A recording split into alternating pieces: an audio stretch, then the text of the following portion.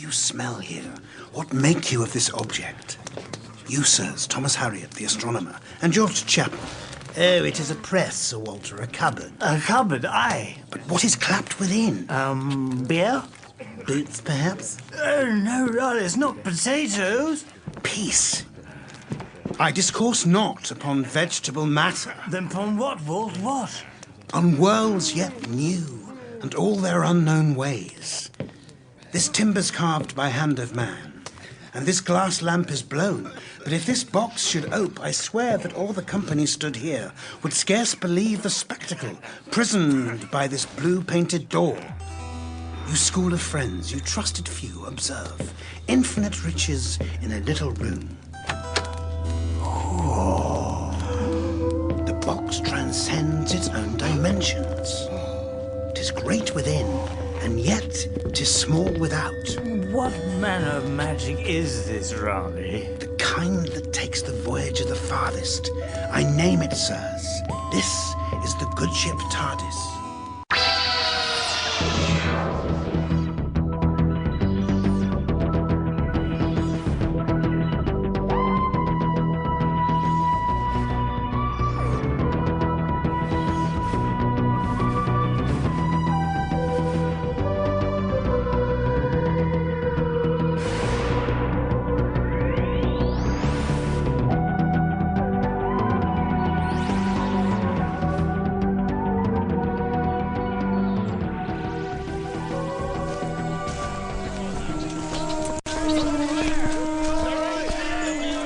This way, along the bank.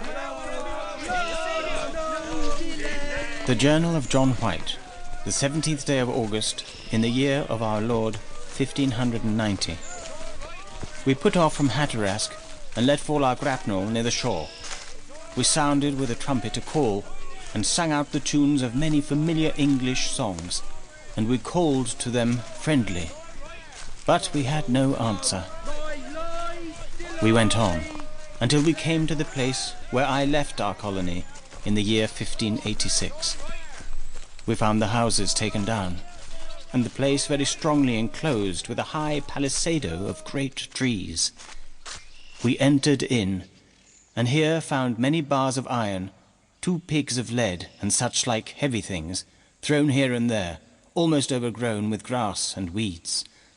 All was silent. Then Captain Spicer gave report that he saw a child, or something very like a child, climbing upon the posts of the stockade. When we searched the barns, we found no infant, no personage of any kind. But hard by a pile of sundry rotten trees, we marked the shape of a man, a figure of wild aspect, whom first we took for one of our planters, mad with loss. Quoth he, Have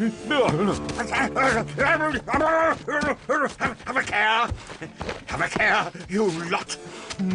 You don't scare me. It takes more than a bunch of dirty ruffians to get the wind of Henry, go. And after that, he was silent.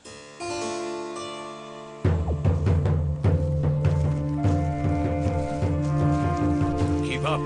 Is this hike really necessary? My friend and I are rather exhausted. Aren't we? Exhausted, Litefoot. Fagged, Doctor. Fagged. Soon you shall not want for sleep. Oh, dear. I hope this isn't going to be one of those elaborate executions.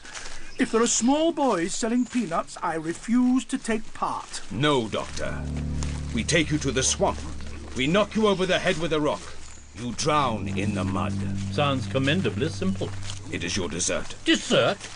We did our utmost for you, sir. And yet she died. That's your tragedy, Wanchis.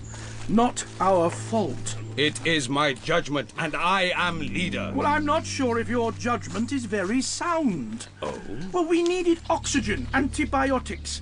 I have these things locked up in the TARDIS. TARDIS? Oh, my hut on the beach. And you wouldn't let us go back for them. You would not have returned. Brilliant decision, leader. Englishmen bring pestilence to our land. That's hardly fair. My father was in England. He told me of the foulness of your Cheapside. He saw a woman fall dead on Bearbinder Lane. London is a plague pit full of pie shops and horse dung.